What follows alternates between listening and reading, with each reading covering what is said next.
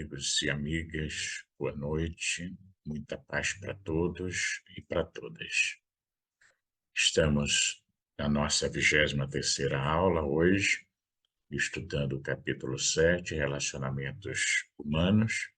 Vimos no encontro anterior o primeiro item deste capítulo, que foram os relacionamentos familiares. Hoje nós vamos ver os relacionamentos com parceiros ou cônjuges. E chama-nos a atenção o título que ela dá, relacionamentos com parceiros ou cônjuges. Porque hoje é muito comum essa parceria sem que a pessoa tenha oficializado os votos de casamento. Então, juridicamente, mesmo não estando casados, né, como o termo sugere oficialmente, mas têm os mesmos direitos que aqueles que são cônjuges. Então, por isso, relacionamentos entre parceiros ou cônjuges. E é lógico que aí envolve, eu vejo assim, já no título, parceiros, né? E de uma forma em geral, seja masculino, seja feminino e assim por diante. E ela começa afirmando que os relacionamentos de qualquer natureza dependem sempre do nível de consciência daqueles que estão envolvidos. Havendo, portanto, maturidade psicológica e compreensão de respeito pelo outro, facilmente se aprofundam os sentimentos, mantendo-se admirável comunhão de interesses e afinidades, que mais se intensificam à medida que as circunstâncias permitem o entrosamento da convivência. Então vejamos que é interessante essa afirmativa inicial, que todos os relacionamentos e de qualquer natureza dependem sempre do nível de consciência das pessoas envolvidas nele. Isso nos levou a lembrar que quando nós falamos em amor, né, para os gregos havia vários tipos de amor, vários níveis de amor. E eu associo muito essa classificação dos gregos a esse nível de consciência de que ela nos fala. Por exemplo, e que nos ajuda a entender melhor a dinâmica, às vezes, de um casal, seja homo ou seja heterossexual. E aí você tem, num primeiro instante, um primeiro nível, o chamado amor porneia, que é normalmente aquele amor de consumo e que leva a possuir, a usar o ser amado exclusivamente em função dos seus interesses, do seu gozo, centrado normalmente nas suas necessidades pessoais e imediatas. Num segundo momento, além desse amor-consumo, né, nós temos o eros, que é aquele amor do desejo, dos apaixonados, que estabelece uma relação de atração e de troca. Normalmente essa é a base desse tipo de amorosidade ou de amor, se queira abrindo, portanto, canais para possibilidades de vínculo ou não. E aí você tem o amor filia, que é aquele amor amizade, fraternal, virtuoso, e desapaixonado, pois não passa pela relação de eros, da paixão propriamente dita, embora possa com ela estabelecer algum tipo de ponte, a depender da relação e das posturas íntimas que venham ser adotadas. E aí, mais adiante, você tem o chamado a nível do amor storge, amor de afeição, amor familiar, como dos pais pelos filhos, e que normalmente promove vínculos profundos e relação de afeto e de cuidado. E, para a gente simplificar, no estágio mais alto desse amor, você tem o chamado amor ágape, que seria aquele amor divino, aquele amor de plenitude, de doação, que fica feliz, que se rejubila em ofertar sem exigir nada em, em troca. Então, quando a gente pensa nessas várias formas de amar, surge, consequentemente, um questionamento, né? Que tipo de amor eu tenho na minha relação com meu parceiro ou minha parceira? Em qual deles eu me encaixo melhor? Apesar de haver, né, pode acontecer de numa relação haver uma dança dessas várias formas, digamos assim, de amar, mas sempre vai haver uma predominância de uma delas, tá? Então, quando os relacionamentos de qualquer natureza se baseia justamente no nível de consciência do indivíduo, na sua maturidade psicológica, né, que vai fazer com que sejam intensificadas essas trocas, essa relação de amorosidade junto à pessoa com quem busca se entrosar dentro da convivência. E quando se trata, portanto, continua Joana de Ângeles a sua reflexão, de um relacionamento em que envolve a comunhão sexual e os interesses se mesclam com os desejos de posse e de prazer hedonista, a convivência tende a desmistificar o encantamento inicial, dando lugar a futuros desinteresses, ressentimentos e, não raro, ódios e desejos de vingança, o que é sempre muito lamentável. E a gente observa que é isso que ocorre normalmente nas relações, de uma forma em geral, onde muitas vezes, por falta dessa maturidade psicológica e emocional, as relações terminam de uma forma muito tumultuada, muito cheia de ódios, de rancores, de ressentimentos e, às vezes, até mesmo desejo de vingança. Então, esse relacionamento entre os parceiros, conjugais ou não, e quando envolve esse influxo forte da libido que eles trazem consigo, né, normalmente é feita sob forma de paixão e, às vezes, de muita irreflexão, né. Então, a conquista do outro se torna, digamos assim, o fator essencial para a harmonia momentânea do indivíduo. E todos os sentimentos são acionados e a criatividade se desenvolve de modo a propiciar apenas a meta que se busca.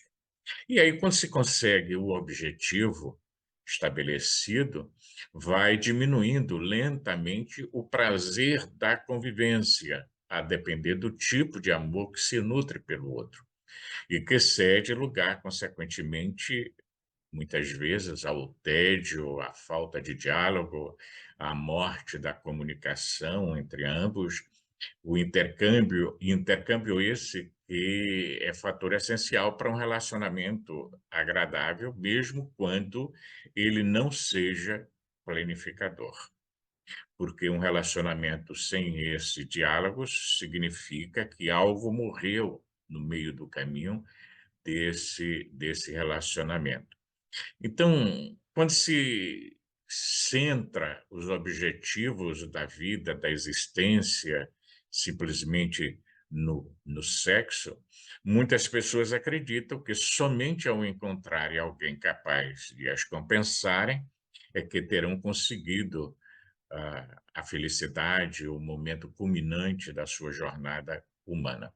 Esquecendo-se, portanto, né, que passadas as novidades, tudo se transforma em rotina, especialmente quando os interesses egoístas, egóicos, recebem primazia e se fazem responsáveis pelas motivações do eventual encontro. E aí, pela ausência dessa maturidade psicológica, emocional, né, e a ausência também do respeito das relações, o respeito humano mais profundo dentro dessas relações, as relações se tornam bastante frágeis e deixam sinais, consequentemente, de amargura quando não se facultam terminar com rancores danosos para a emoção de alguns dos envolvidos. Lembrando que, como tem a ver com o nível de consciência de cada um vai ter uma forma de lidar com essas experiências emocionais.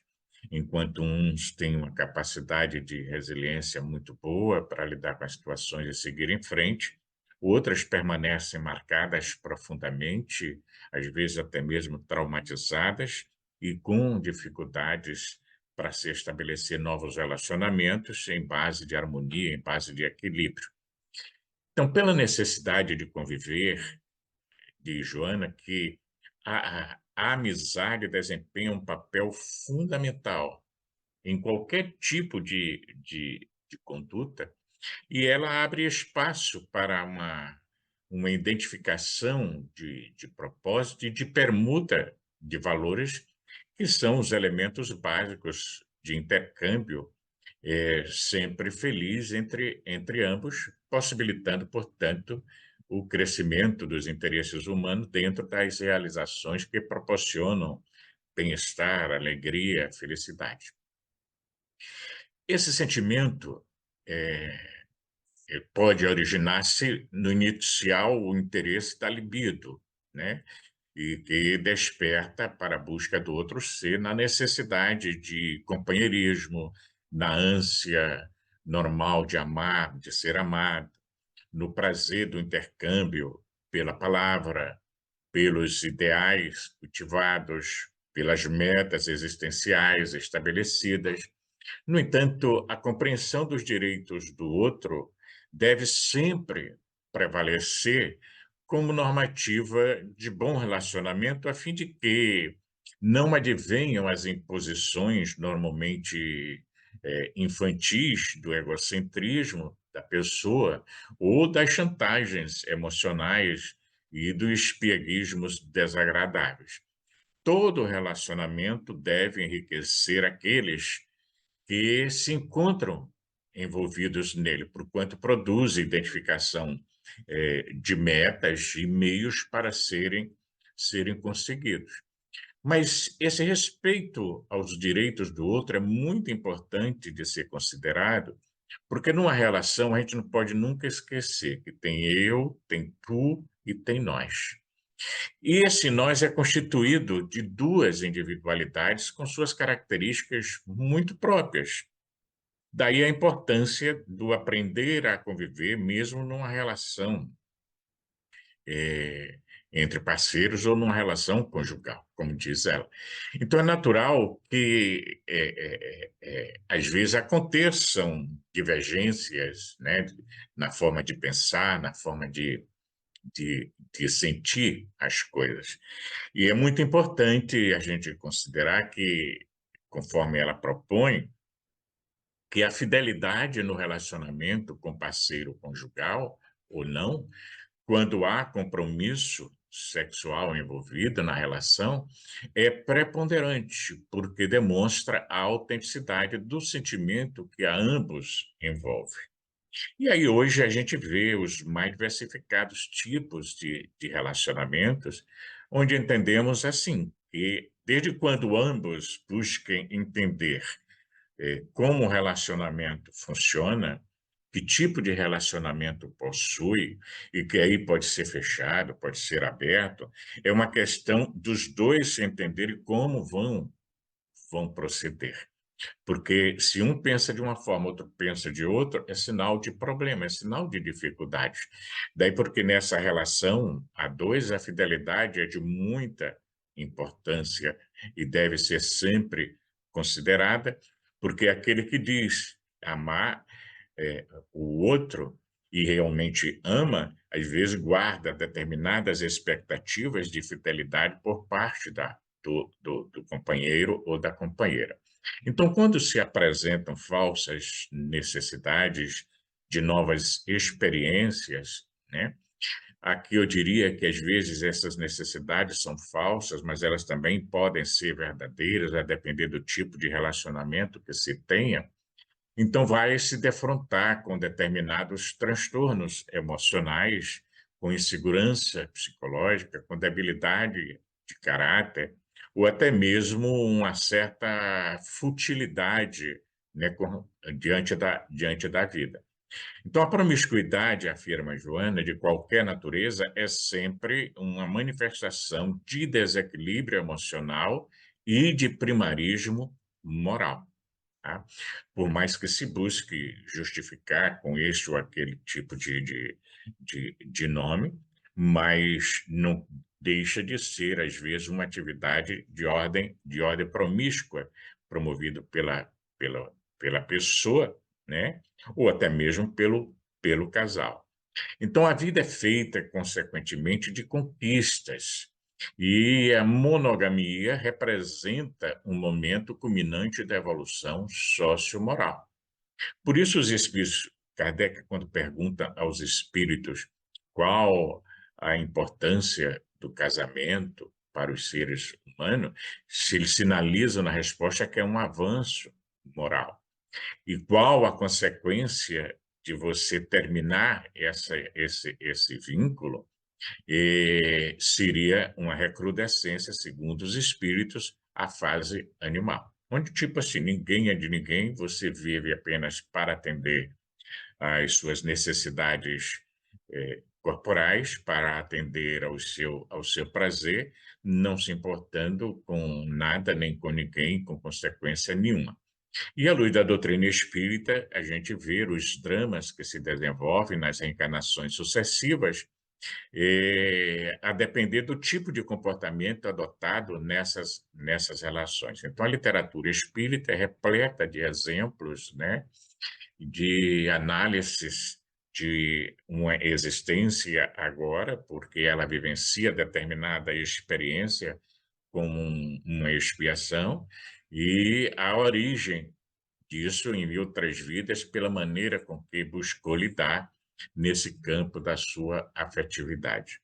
Significando dizer, portanto, que ninguém lesa ninguém nessa área e fica impune. Pode haver a impunidade hoje, mas em algum momento em sua consciência isso será acusado e ela vivenciará o devido, digamos, resgate da situação provocada ao ter deixado, muitas vezes, à margem aquele outro ser que lhe depositou confiança, ternura e assim por diante. Daí porque essa vida feita de consequências, e a monogamia, portanto, representando um momento culminante dessa evolução socio-moral, né? Quando homens e mulheres compreendem a necessidade do respeito mútuo e sem privilégios para um ou para o outro sexo, em predomínio de uma forma aviltante sobre o parceiro. Então vejam que, se a gente for observar bem, a gente conhece situações na família, entre amigos, ah, o que chega para nós através das mídias, mostrando os problemas e as dificuldades, portanto, as mais diversas nessa área dos relacionamentos humanos de uma forma geral, e dos relacionamentos entre parceiros e cônjuges de uma forma mais específica. Então, quando se opta pelo relacionamento com alguém, desejando maior intimidade, e a comunhão sexual representa o instante máximo desse entendimento entre duas pessoas, e sem o que as frustrações se fazem de imediato, se apresentam imediatamente, e deve pautar, consequentemente, a sua conduta em linhas de equilíbrio, de harmonia, de dignidade, para poder se permanecer tranquilo e em paz. Então, dessa forma, quando faltam os valores que a gente busca numa relação, e que a gente poderia alinhar aqui como linhas de equilíbrio e de dignidade na convivência a dois, né? É porque se busca uma segurança psicológica para uma convivência confiante com o outro ou com a outra. A convivência de uma forma relaxada, tranquila, sem o que sempre haverá desconfiança, ansiedade, medo, né? Provocando perturbações dentro dessa convivência com o parceiro ou com a parceira. Então, faltando esses valores que são imprescindíveis para que se estabeleçam e permaneçam os momentos de prazer e de paz, há somente predominância de paixões acelvajadas, do primarismo, dos instintos de posse e de gozo, e que produzem incêndios vorazes de sensações sem compensação emocional profunda e tranquilizante. Então, dessa forma, às vezes há um raciocínio infantil e que peca por falta de estrutura, de lógica, de bom senso, porque toda vez que se ama alguém, né, e se mantém um sentimento honesto, a liberdade que antes era total, agora se expressa através da compreensão de que aquele que o acompanha faz parte do programa da sua existência, queira ou não. Exceção feita quando esse convívio é simplesmente uma aventura sem maiores profundidades e destituído de moralidade e de saúde emocional.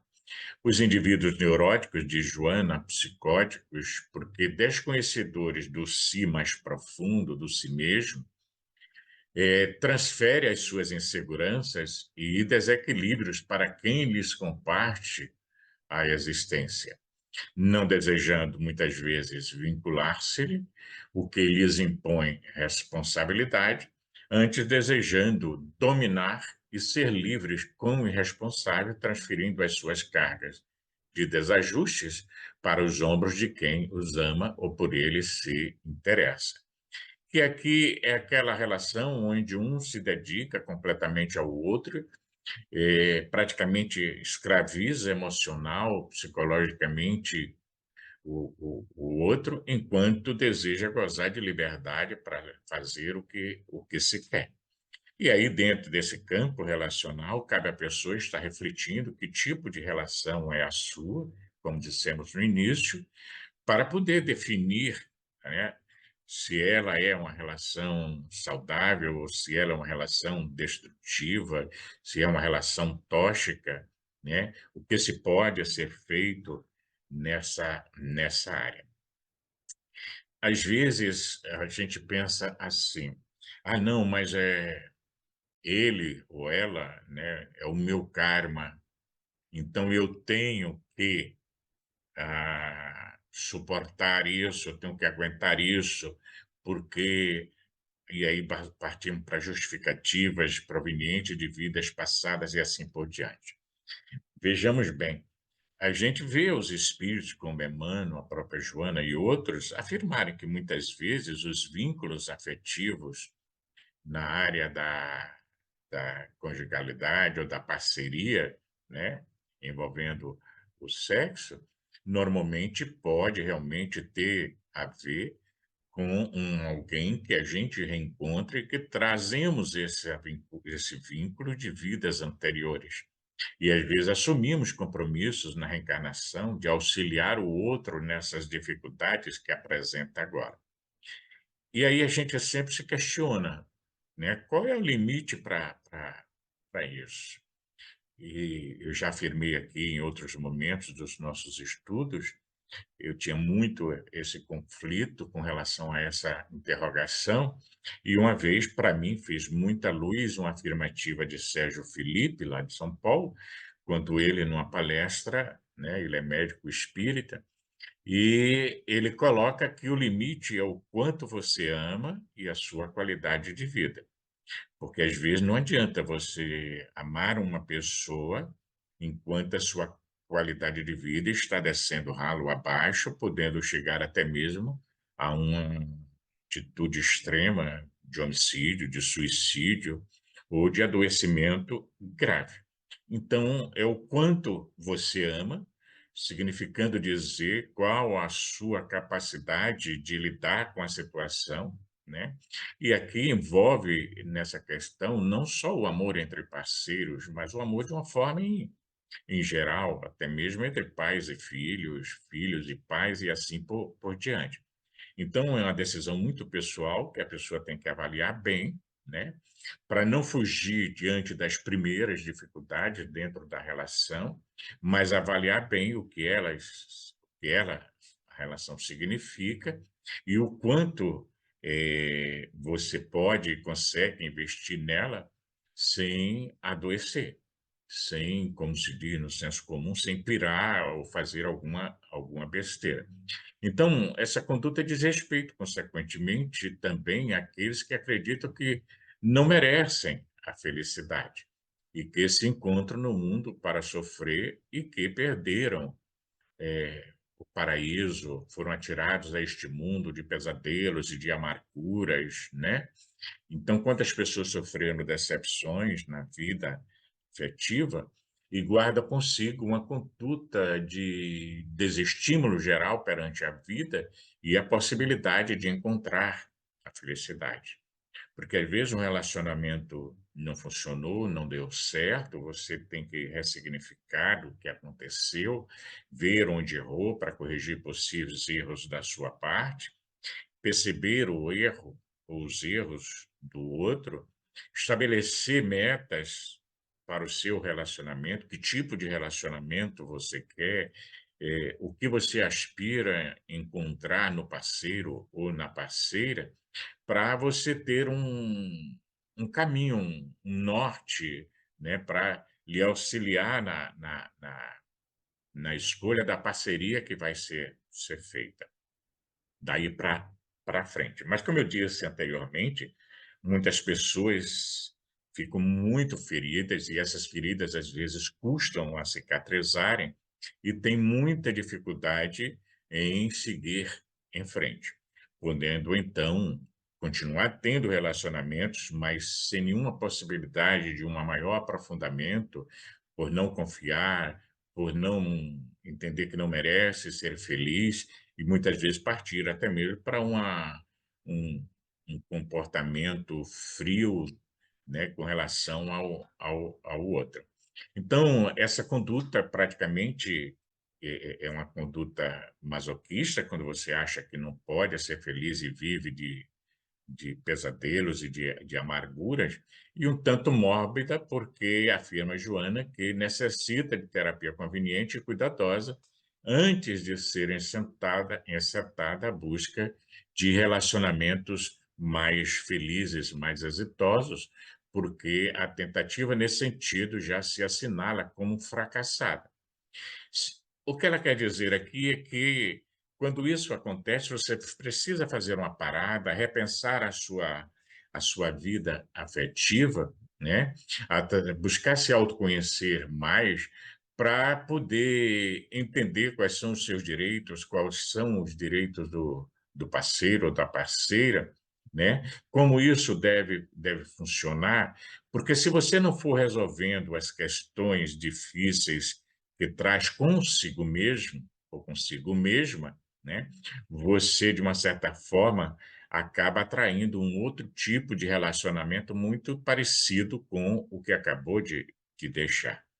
É aquele exemplo clássico, né, da mulher que se relaciona com um homem alcoólatra, separa-se, e aí relaciona-se de novo com um homem alcoólatra, separa-se pela segunda vez e encontra uma outra pessoa que também é alcoólatra.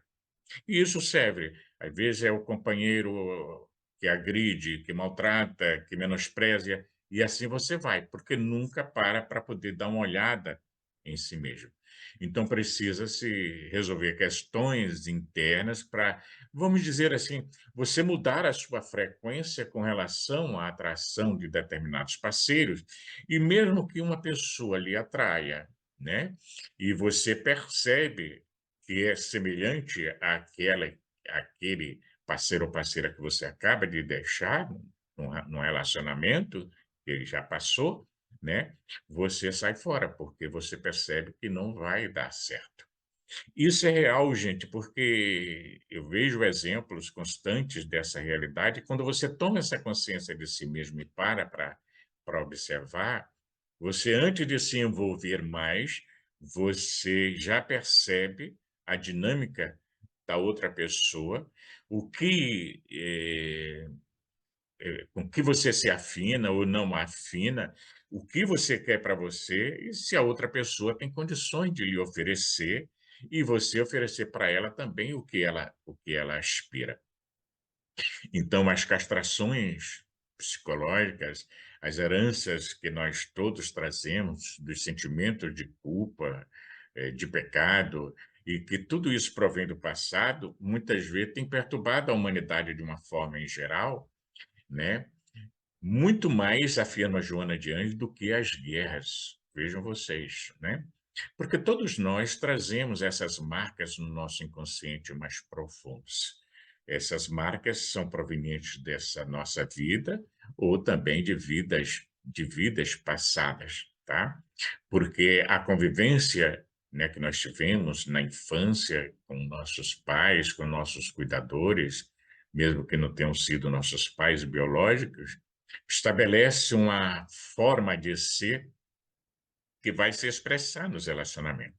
Então, quantas vezes nós nos relacionamos com uma pessoa onde queremos encontrar nela a presença do nosso pai, a presença da nossa mãe. Então, que tipo de amor é esse, né? Ou então é simplesmente aquele amor, porneia, aquele do desejo enfrene, da satisfação puramente física, sem maiores aprofundamentos emocionais.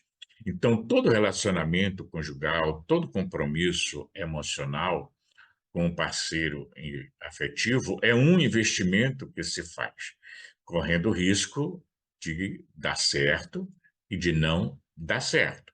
E dando certo, ótimo, seguimos em frente. Não dando certo, vamos ver onde houve o problema, onde houve a ruptura, onde houve a dificuldade, e vamos fazendo a nossa parte, corrigindo aquilo que é importante ser corrigido em nós, né? Nos entendendo como merecedores de um relacionamento feliz. Quando os resultados são ótimos, fica a lição da aprendizagem para futuros e melhores busca da felicidade de uma forma geral. Então, o risco, ele existe em qualquer tipo de empreendimento, inclusive dentro das relações afetivas. Então, manter-se a própria individualidade sem ruptura da personalidade do outro, né? Ou seja, você mantém a sua individualidade sem romper a individualidade do outro, a personalidade do outro, é uma atitude de segurança no convívio de duas pessoas que se amam. Às vezes acontece muito numa relação a dois, uma das individualidades começar a se anular em função do outro, como se isso fosse amor. Vai dar problema lá na frente, né? Aí daqui a pouco a pessoa se surpreende, né? Com uma mudança completa na sua forma de se alimentar, aquilo que gostava passa a não gostar mais, só gosta do que o outro gosta, afasta-se da sua família para uma convivência maior só com a família do outro, né? Afasta de todo o seu círculo de amizade, de colegas, para viver em função dos colegas e da amizade do outro. Então, vai haver um momento que vai haver algum tipo de ruptura, porque a pessoa amadurece e percebe que algo não está bem. E aí surgem os problemas, as dificuldades, onde as desvinculações podem surgir das formas mais diversas, de uma forma tranquila ou de uma forma intensa, barulhenta, violenta, até mesmo agressiva. Então, desde quando a gente afirma ela, a gente não tenha a paixão de impor a forma de pensar e de agir sobre o outro, onde nenhuma diferença constitui, portanto, impedimento, e quando são respeitados os direitos de continuar a viver conforme melhor aprouver, sem agredir a quem comparte a convivência, porque precisa-se desse bom senso. Então, há as mais variadas forma de lidar com isso, as pessoas têm as mais diversificadas maneiras de lidar com esses conflitos, mas o importante aqui é que não haja, esse seria o ideal, essa imposição sobre, sobre o outro. Então, uma vez mesmo é tipo assim, uma pessoa chega e diz, olha, meu companheiro está assim, querendo viver a vida, ser livre e tal, chega em casa meia-noite, 2 horas da manhã, e assim por diante, e ela sabendo que ele estava na farra, estava com outras mulheres e tal, chegava em casa, se a comida feita, beleza, se acomodava, tudo certinho. Até o ponto que ela vai se amargurando, se entristecendo com aquilo. Bom, a pergunta é: você quer vivenciar essa experiência dessa forma, dentro desse modelo? Porque para o homem aí é muito cômodo, né? Ele ter a mulher em casa, que o espera, prepara a janta, isso, aquilo outro, cuida da casa, cuida dos filhos, enquanto ele está vivendo a experiência que quer viver. É isso que você quer para você? Não, não quero. Então, veja o que é que você deve fazer, né? Porque se ele está buscando ser feliz de uma forma e quer impor para você a forma de ele ser feliz, cabe a você aceitar ou não.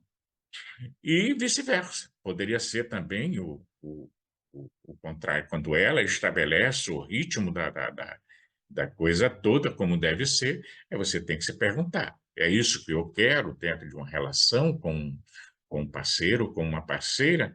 E aí vai analisar, refletir, se ficar difícil, procura uma, uma, uma, uma ajuda psicológica tal para poder definir a sua vida.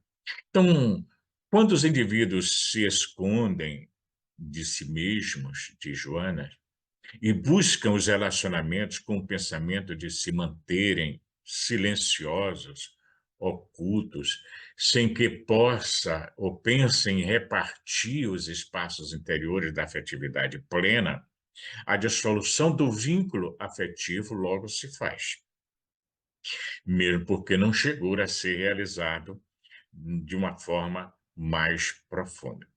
Então, para que o relacionamento seja saudável, dependerá de ambas as partes, nunca de uma só, né? Porque é um caminho que se faz junto com o outro, crescendo sempre na busca do melhor entendimento e mantendo, consequentemente, suas próprias raízes sem as alterar somente porque deseja agradar o outro, o que constitui uma ilusão. Há momentos na relação em que você vai buscar agradar o outro, sim, mas não é disso que a gente está falando aqui. É você abrir mão de tudo que você gosta, de tudo que você precisa para agradar o outro, com medo de perder o outro, e em algum momento isso vai acontecer porque é uma ilusão de manter o que você de fato não possui.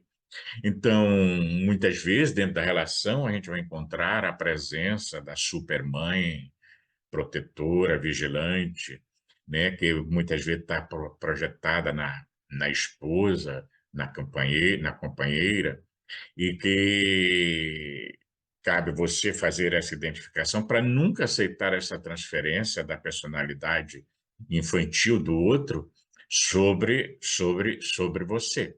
E, consequentemente, você vê como vai lidar com a situação. Apesar de que, numa relação de parceria, vamos dizer assim, nós exercemos vários papéis. O que é que eu quero dizer? Que muitas vezes o companheiro chega em casa e não quer encontrar a mulher para uma relação de ordem sexual. Quer, às vezes, ali, em função do seu dia e tal, encontrar aquela mãe para botar o colo, receber um carinho e tal. Às vezes, ele pode chegar em casa e não querer encontrar a mulher disponível para o sexo, nem a mãe, mas a amiga. Daí o amor também, a amizade, né? Presente para uma troca de ideias, uma troca de figurinhas. Da mesma forma, às vezes a mulher chega em casa cansada da sua lida e tal, e não quer encontrar o companheiro disposto a fazer sexo e coisa do tipo. Quer encontrar um colo, o colo normalmente que lembra o pai. Mas veja, isso é uma dança de papéis, como diz o Alberto Almeida, natural dentro de uma relação de parceria. Agora, o problema está em você ver sempre no outro a mãe, o pai, né? Ou somente o amigo, ou amiga, e assim por diante. Aí há problemas a serem resolvidos. Então, consequentemente, quando você pensa essas questões, eh, num relacionamento feliz, não há manipulação nem mistificação de nenhuma das partes, mas autenticidade sem agressividade e verdade sem rudeza. Daí o importante é a comunicação, o conversar um com o outro, né, expondo o que sente com relação a essa ou aquela questão e ir vendo como vai sendo aparada as arestas que precisam ser cuidadas dentro da relação para que ela não se deteriore. E avançando na direção da meta de repartir alegrias, compartilhar júbilos, os relacionamentos conjugais ou não serão sempre, sempre saudáveis. Então, cabe a gente pensar nessa questão, estabelecendo nossas metas, o que a gente pretende também desse campo relacional com o outro ou com a outra, percebendo que há várias formas, né, como disse antes, de se lidar com a questão. Cada um tem a sua maneira de lidar com a questão. E, de repente, o que é que ocorre? Ela momentaneamente se sente bem assim, porque como tem a ver com o nível de consciência, num outro momento, mudando esse nível de consciência, ela passa a perceber que aquilo não é mais satisfatório e aí requer uma mudança de atitude, normalmente para melhor. Pensemos nisso, né? E de hoje a 8 nós vamos conversar sobre os relacionamentos sociais. Muita paz para todos e para todas.